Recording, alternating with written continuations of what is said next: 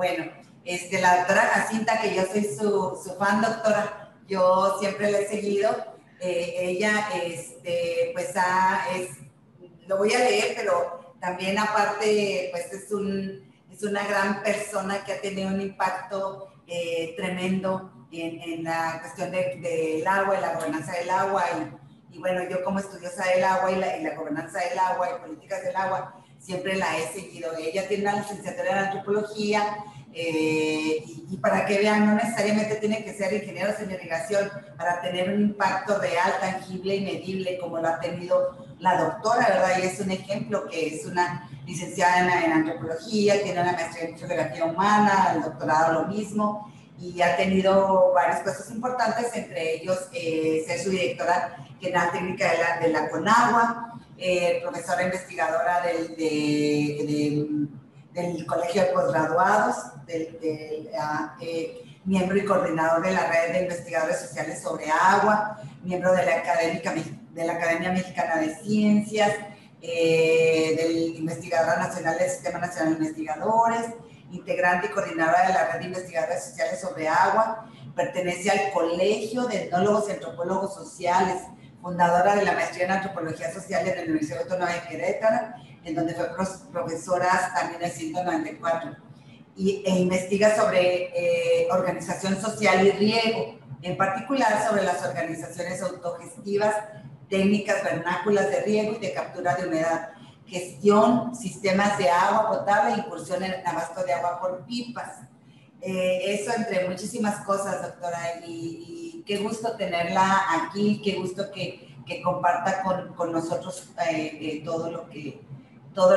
toda su experiencia y el impacto que usted tiene, y que además bien clásico y bien vigente, inclusive nosotros aquí en La Financiera, es lo que necesitamos escuchar, es lo que necesitamos hacer. Gracias, doctora. Qué linda. Adelante, gracias. Doctora. Bueno, ahí hay una pequeña presentación. Si quieres, vamos a la siguiente y ahí nos quedamos un rato. Yo empecé a trabajar por los 90s sobre la organización social para el riego. En aquel momento había una discusión, en los 80s, 90s, se había planteado por organismos internacionales la posibilidad o la conveniencia de transferencia de sistemas de riego que estaban siendo operados por los estados nacionales. Y estaban siendo operados por los estados nacionales en gran medida porque hubo entre finales del 19 y el 20 una inversión muy, muy importante en construcción de presas para riego, ¿no? En Estados Unidos durante la época de la Gran Depresión con Roosevelt, toda la política del New Deal. En México a partir del 24 o del 26 con la ley de irrigación, que ya, según yo, era del 26, pero ahorita dijo Arellano que era del 24, pero bueno, en esas épocas callistas postrevolucionarias, en la India tienen un enorme empuje en el siglo XIX y en el XX, y bueno, muchas de estas la operación de estas obras quedó en manos de funcionarios del Estado, de equipos de ingenieros. Entonces ahí por los 80s, 90s empieza una serie de estudios, en parte financiados por el Banco Mundial, de hasta qué punto sería posible una transferencia. Parte de la atención, o buena parte de la atención para ver modelos de posibilidades de transferencia, se fue al estudio de regadíos que no estaban operados por funcionarios del Estado. Entonces, por ejemplo, en ese equipo de gente participó Elinor Ostrom con un proyecto en Nepal para ver cómo estaban funcionando regadíos que no operaba el Estado. Elinor Ostrom tiene ese libro que se llama Gobernando los Comunes y hace unos, ¿qué sería? 3, 4 años le dieron el Nobel en economía precisamente por su contribución a formas de autogestión, no solo en sistemas de riego, sino también en bosques, en pesquerías, en abostaderos, en este tipo de bienes de uso común que no se prestan a la propiedad privada. Otros estudios se hicieron, por ejemplo, en Filipinas con las zanjeras. Ya por el nombre mismo tiene un origen español. Y entonces en estos estudios, pues más bien fueron de regadíos no tan grandes, y destacaron varias cosas, ¿no? Por ejemplo, la importancia de niveles organizativos, es decir, que hay como capas organizativas y cada una de estas capas organizativas tiene su propio ámbito de autoridad.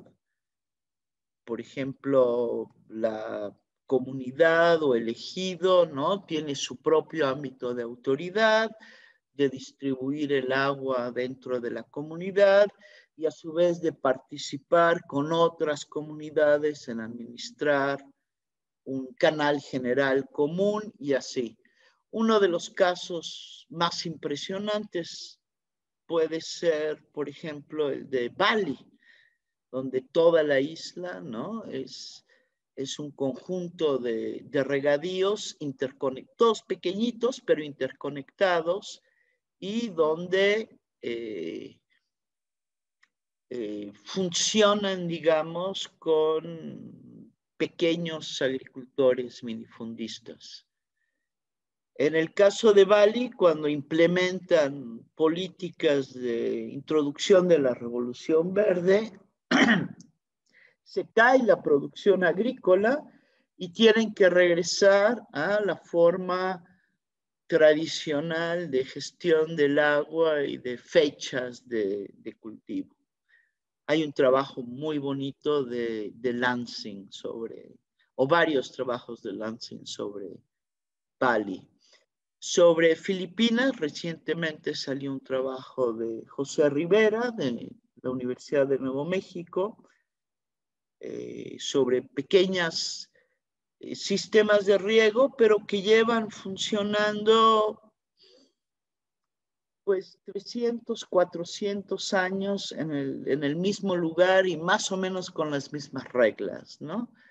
Algo similar a las acequias de Nuevo México, que llevan funcionando pues desde que se pobló aquello con españoles e indios tlaxcaltecas, y son pequeñitos, pero son increíblemente sustentables. Y como hay también en poblados de México, del norte de México, poblados por tlaxcaltecas, donde siguen funcionando estos pequeños sistemas de riego, o en el centro y sur de México, donde también hay una continuidad asombrosa. Uno puede encontrar en papeles viejos, ¿no? Donde habla de poblados, donde nombran que Netzahualcóyotl les dio esas aguas, y ahí siguen los mismos pueblos y los mismos canales, ¿no? Entonces los pequeños sistemas son muy, digamos que aferrados, ¿no?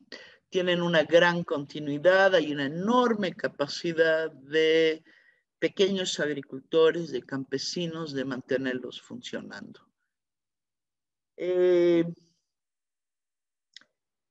Entonces, a mí lo que digamos que no fue motivo de debate teórico la capacidad de la gestión, la autogestión de pequeños sistemas. Donde estaba más debatido era la capacidad de autogestión en sistemas de mayores dimensiones, digamos, multicomunitarios.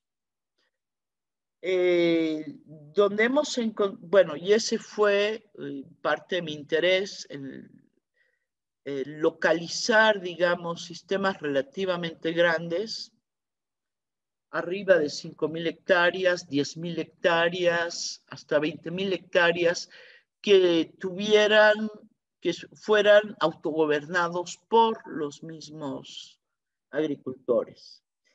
Y hay casos así en México, por ejemplo, en el río Nejapa, en el Valle de Atlisco, hay un sistema que se maneja de manera conjunta por los pequeños agricultores y que ha sido muy eficaz, ¿no?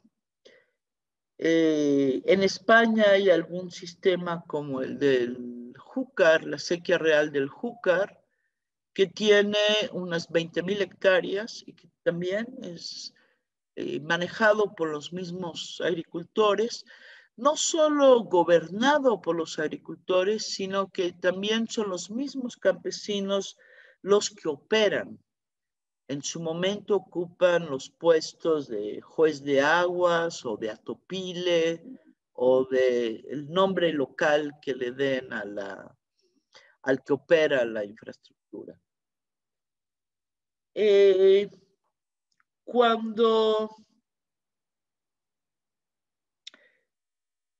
Cuando en México empezó todo esto de la transferencia, pues dijimos, pues vamos a tener organizaciones similares a las que hay en estos autogestión vernácula, llamémosle así.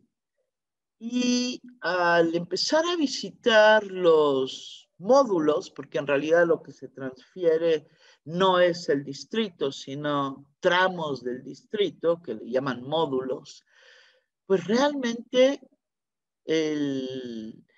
daban una impresión muy distinta. Entonces, bueno, lo primero es, bueno, a lo mejor es que son nuevos, ¿no? Están aprendiendo, entonces por eso se ven tan distintos.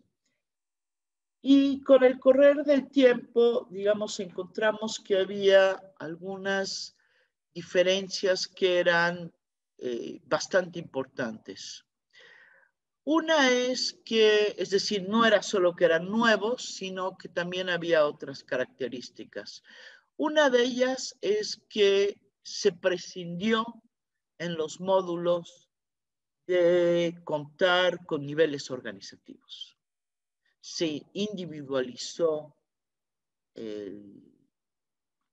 digamos, la concesión de agua, ya no era de elegido, sino era de fulano, fulano y mengano, que se juntaban en asamblea y elegían a un comité directivo que iba, digamos, a gobernar sobre todo el espacio del módulo. Y que ese comité directivo iba a contratar un gerente técnico y un equipo de técnico, de canaleros o lo que fuera para operar. Entonces, ahí están dos diferencias, ¿no? La centralización, la ausencia de niveles organizativos, y la otra es de que no son los mismos agricultores los que están operando, sino que se recurre a un equipo técnico.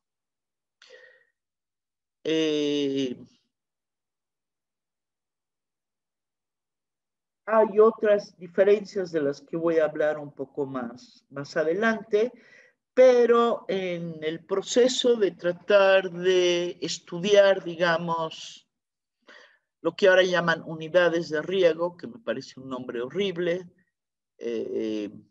lo que llaman distritos de riego, lo que se llamaba antes juntas de aguas, son conceptos que no permiten la comparación.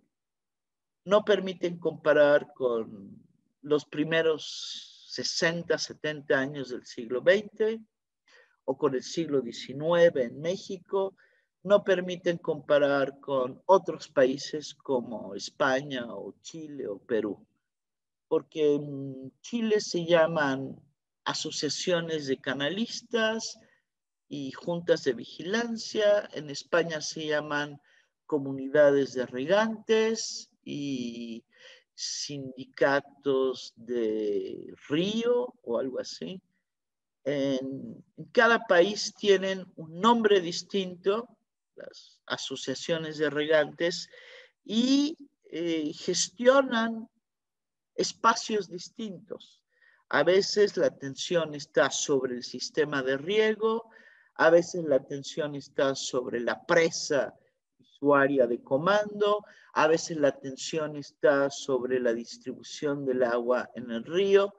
Entonces hay un poco que abandonar estos conceptos regionales y de un periodo histórico para usar conceptos, digamos, que son más universales y que permiten comparar a México con China o a México con Estados Unidos o a México con Perú. Sin embargo, pues en general somos muy aferrados a esto de distritos de riego, unidades de riego, juntas de aguas, y otra terminología que además tiene toda esa terminología, historias muy particulares y que a veces conjuntan pues un distrito de riego, a veces son varios ríos, por ejemplo el distrito de riego Morelos, que se juntan abajo van a dar todos al balsas, ¿no? Pero en el distrito de riego Morelos son ríos que corren en paralelo. Bueno, y como decía hace un rato Arellano, pues no es solo por que, digamos, corre el agua del canal por gravedad, sino que también hay una parte social, que es esa parte social que permite, pues, que esté limpio el canal, que se abra la compuerta para que vaya el agua para este canal o para el otro canal. Toda esa parte es la parte social, digamos, que va a permitir el mantenimiento, el operar el sistema y el controlar o dirimir los conflictos naturales que va a haber en los sistemas de riego, ¿no? Si el agua es escasa, pues va a haber conflicto. Entonces sí se necesita como canales para, bueno, formas de dirimir el conflicto entre los usuarios que no necesariamente van a estar de acuerdo y otra serie de cosas como sistemas de sanciones, ¿no? Para aquellos que abusan del agua, que nadie se la roba, en todo caso se abusa del agua o se toma el agua fuera de turno.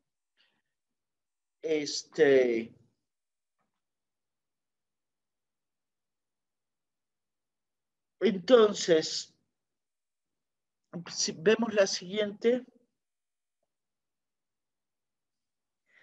Entonces, ¿qué diferencias hay o qué diferencias hemos encontrado entre los regadíos vernáculos en manos de campesinos y los módulos? Como ya dije, uno es la centralización, es decir, en lugar de haber múltiples niveles organizativos, cada uno con autoridad sobre su espacio, toda la toma de decisiones y de operación está centralizada. por lo menos formalmente. Ya cuando uno entra a ver módulos en particular, encuentra uno adaptaciones locales donde como organizaciones informales o acuerdos donde no es exactamente así, ¿no? Pero digamos, eso fue el modelo que se propuso en México. El segundo, pasamos a la siguiente, es esta contratación de personal técnico, es decir, hay una separación entre gobierno y operación, mientras que en los sistemas, organizaciones vernáculas, los mismos agricultores toman las tareas de operación.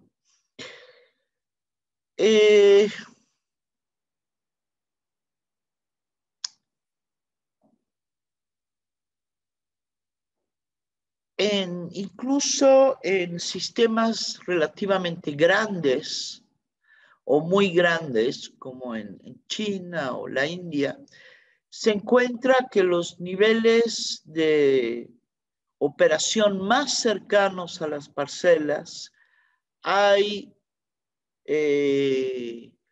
lo que llaman algunos organizaciones intermedias, es decir, entre el regante y la burocracia tecnocrática, que se encarga de gestionar en bloque, digamos, como ese conjunto de usuarios con los funcionarios, y también se encarga de la pequeña toma de decisiones. A ver, parcela el maíz está en riesgo, mejor regar aquí primero y después regar los otros, o dar lo que llaman agua de gracia o agua de emergencia, o este suelo tarda más en secarse, entonces toda una serie de adaptaciones, digamos, pues a las variaciones que tiene el terreno y la gente y los cultivos, ¿no? Que no puede uno así regar todo parejo porque de hecho hay diferencias, ¿no? O el señor o la señora se enfermaron y no pudieron ese día regar, pues cambian el turno. Ese tipo de organizaciones intermedias parece mejorar mucho, según estudios que hay, sobre todo para la India, la eficacia del riego y que la gente esté más a gusto con la toma de decisiones.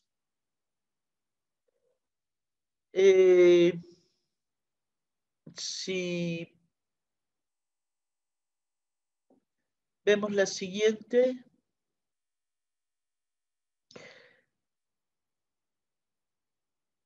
hay en muchos casos en los módulos en México una falta de congruencia entre la infraestructura y por dónde va el agua con la organización.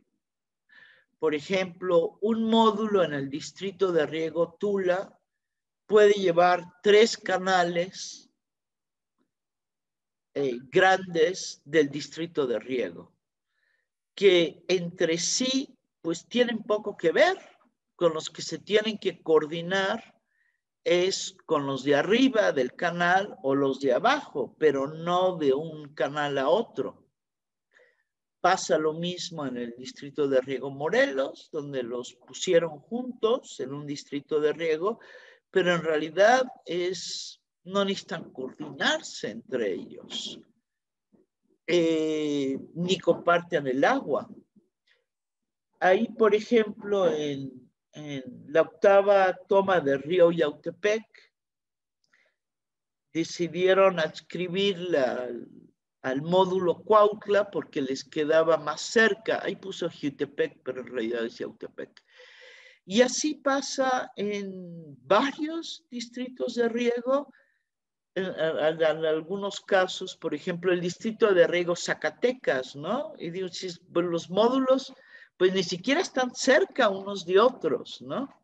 Entonces sí hay este desfase entre la organización y la infraestructura y por dónde va el agua.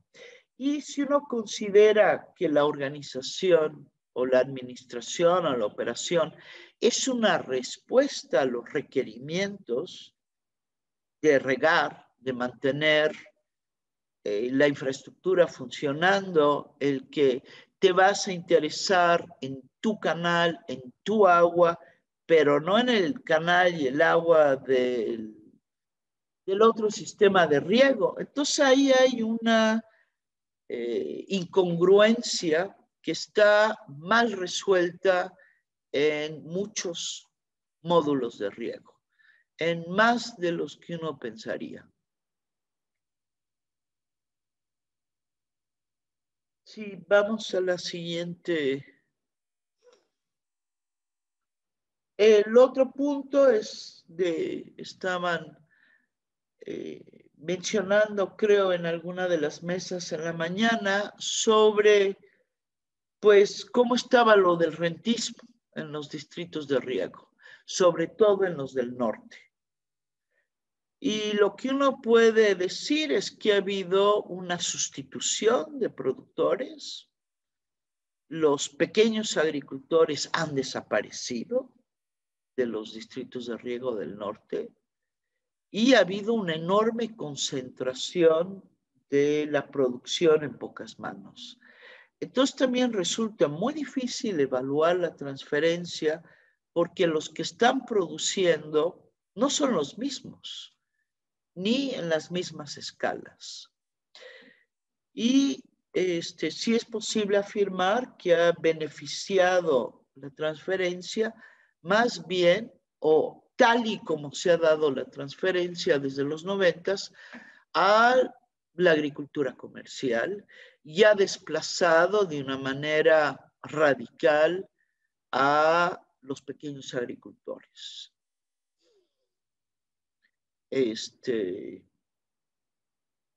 Y estos pues se han migrado a trabajar en las maquiladoras o a Estados Unidos o de mano de obra, porque ya no están en los distritos de riego del norte, en gran medida.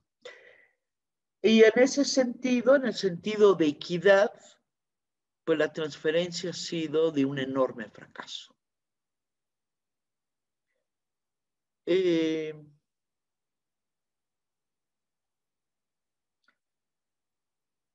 Otro aspecto de mucha diferencia entre los regadíos vernáculos de México y de otras partes del mundo y los módulos o los distritos de riego es la entrega de agua. Es decir, en los distritos de riego o en casi todos los distritos de riego, con alguna excepción, el agua se entrega por cultivo. Tiene una lógica agronómica, pero en otras partes de México, en otras partes del mundo, el agua se entrega por hectárea. Es decir, te tocan tantos litros por hectárea. Y el agricultor va a decidir qué siembra.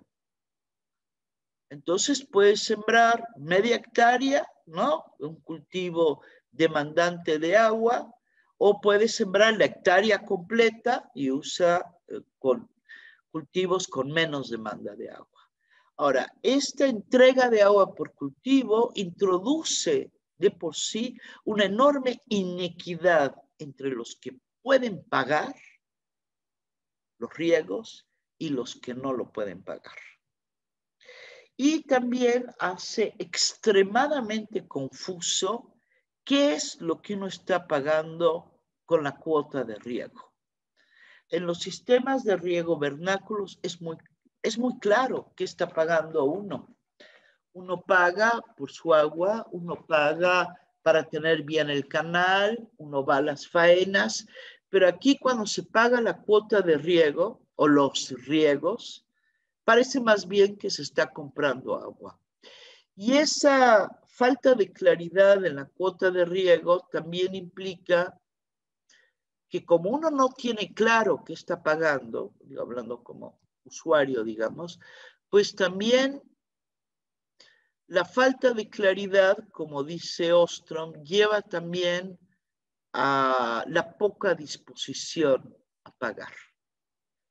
Entonces, como decía alguien en la mañana, son cosas que hay que retomar en el análisis de los módulos, de los distritos de riego y de la eficacia de la transferencia.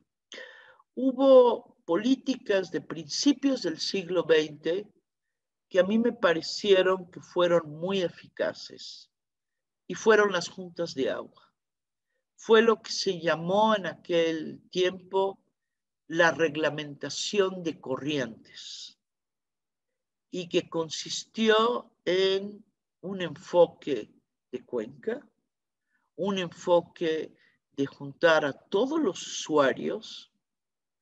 usuarios de agua doméstica, de riego, de hidroeléctricas, en una sola junta de aguas.